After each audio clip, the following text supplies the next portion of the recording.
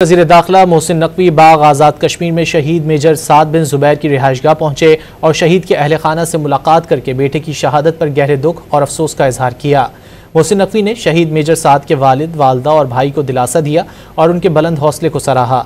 मोहसिन नकवी ने शहीद की बहादुरी को ज़बरदस्त अल्फाज में खिराज अक़ीदत पेश किया और कहा कि मेजर साद जैसे बहादुर सपूत कौम का नाकाबिल फरामोश सरमाया हैं। शहीद मेजर साद के बुलंद हौसला वालदैन को देख कर अज़्म मज़ीद मजबूत हुआ है। मेजर साद बिन ज़ुबैर चंद रोज़ कबल योब के इलाके सिम्बाज़ा में शहीद हुए थे। वज़ीर दाखिला मोहसिन नकवी बाग आज़ाद कश्मीर में शहीद मेजर साद बिन ज़ुबैर की रिहाइशगाह पहुंचे और शहीद के अहल खाना से मुलाकात करके बेटे की शहादत पर गहरे दुख और अफसोस का इजहार किया। मोहसिन नकवी ने शहीद मेजर साद के वालिद, वालदा और भाई को दिलासा दिया और उनके बुलंद हौसले को सराहा।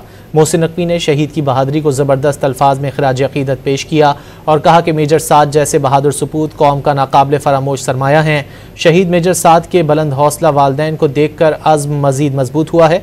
मेजर साद बिन ज़ुबैर चंद रोज़ कबल योब के इलाके सिम्बाज़ा में शहीद हुए थे।